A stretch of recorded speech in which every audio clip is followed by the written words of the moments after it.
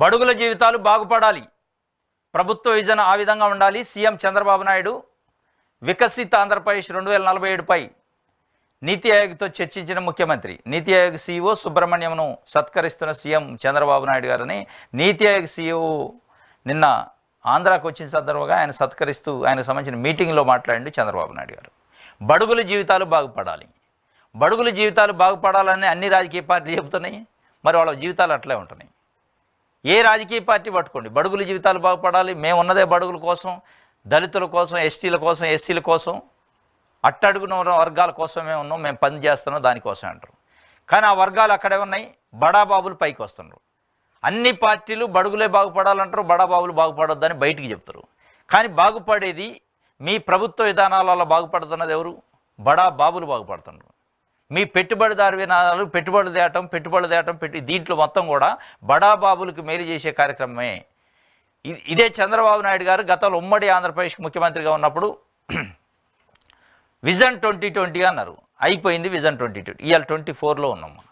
ఈ విజన్ 2024లో 2020 ఎట్లయితే చెప్పారో ఆ 2020లో అనేక రకాల పెట్టుబడిదారులు, పారిశ్రామికవేత్తలు, పెద్ద వాళ్ళు బాగుపడ్డారు, బడుగులు అక్కడనే ఉన్నారు. మళ్ళా 2024కు వచ్చిన తర్వాత ఇదే చంద్రబాబు నాయుడు గారు బడుగుల కోసం మనం బడుగులను బలోపేతం చేయాలంటున్నారు. ఇంకా బడుగులు ఎక్కడున్నారు? ఇన్ని రాజకీయ పార్టీలు, ఇంతమంది నాయకులు ఇన్ని సంవత్సరాలుగా బడుగులు బాగుపడాలి, బడుగుల కోసమే మనం రాజకీయాలు చేసేది, రాజకీయ పార్టీలు పెట్టింది, పరిపాలన చేసేది అంటున్నారు. మరి ఇంకా బడుగులు బాగుపడాలనే పరిస్థితి ఎందుకు వస్తుంది? ఇంకా బడుగులు బాగుపడే స్టేజీలను ఎందుకున్నారు? బడాబాబులు వేల కోట్లు సంపాదించడం ఎట్లా సాధ్యమవుతుంది? వందల వేల కోట్లు ఇదే నాయకుల చుట్టూ ఉండే కోటరీ నాయకులే బ్యాంకు లోన్లు ఎట్లా ఎగ్గొట్టగలుగుతున్నారు? సెజ్జుల పేరుతోని, పెట్టుబడుల పేరుతోని ప్రభుత్వం నుంచి వందల ఎకరాల భూములు తీసుకొని ఎట్లా ఎగ్గొడుతున్నారు ఏం పని చేయకుండా? ఇవన్నీ ఎట్లా సాధ్యమవుతుందంటే ప్రభుత్వ పాలసీలు అట్లా ఉన్నాయి. బడుగులు బాగుపడాలంటారు కానీ పాలసీలు అది ఉండదు. అది ఏ ప్రభుత్వం అయినా ఉండండి. మళ్ళీ ఇప్పుడు విజన్ 2020 తీసేసి ఏం పెట్టిండు? విజన్ 2047 2047 అట. మళ్ళీ 2047 దాకా బడుగులు బాగుపడటానికి వెయిట్ చేయాలా? ఆ 47కు కూడా బాగుపడటం లేదో తెలియదు. ఇలా సామాన్య ప్రజలు మీ యొక్క విధానాల వల్ల, మీరు ఈ పరిపాలకులు ఏదైతే చేస్తున్న విధానాల వల్ల బడుగుల పేరుతో చెప్తూ, ఎస్సీ ఎస్టీ బీసీలు మైనార్టీల పేరు చెప్తూ, అట్టడుగు వర్గం, ఆర్థికంగా వెనకబడి వర్గాల పేరు చెప్తూ పరిపాలన చేస్తున్నారు. చేస్తే ఏం చేస్తాను? బడాబాబుల్ని బాగు చేస్తున్నారు. మళ్ళీ అదే ఎస్సీ ఎస్టీ బీసీలు, బడుగు బలహీన వర్గాలు, ఆర్థికంగా వెనకబడ్డ వర్గాలు పిల్లల్ని చదివించుకోలేని పరిస్థితి, స్కూల్ ఫీజులు కట్టుకోలేని పరిస్థితి, సరైన వైద్యం చేసుకోలేని పరిస్థితి, సరైన ఇంటి నిర్మాణం చేసుకోలేని పరిస్థితి, సరైన తిండి తినలేని పరిస్థితులు కూడా చాలామంది ప్రజల్లో ఉంది. ఎందుకు ఈ పరిస్థితి వస్తుందంటే ప్రభుత్వ విధానాలు మారాలి.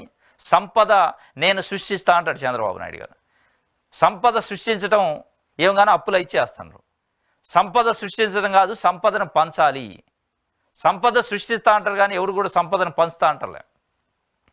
ఈ సంపదను పంచే కార్యక్రమం చేయాలి. ప్రజలకి అనేక రకాల స్కీములు పెట్టి సంపదను పంచాలి.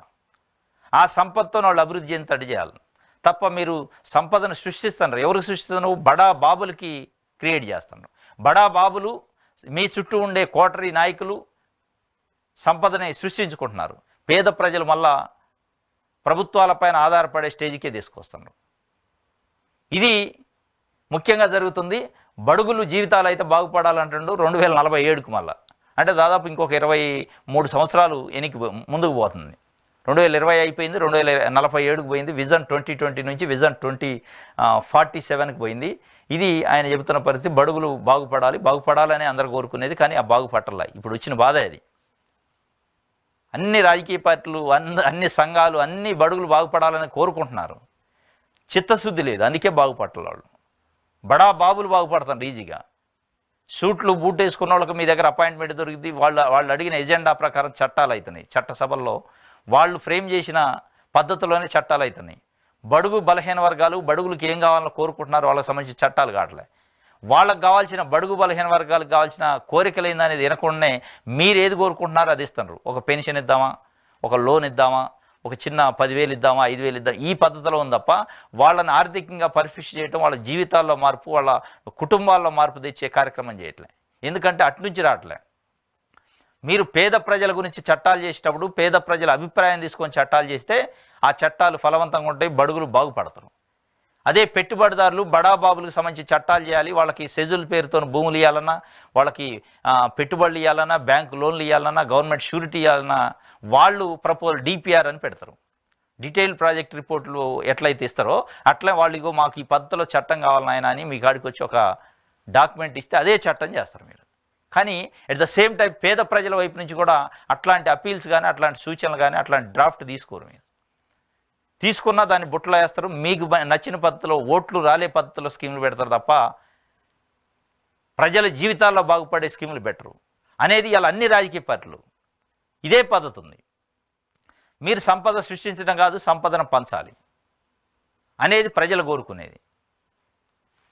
ఇది నీతి ఆయోగ్ మీటింగ్లో ఆయన చెప్పిన పరిస్థితి.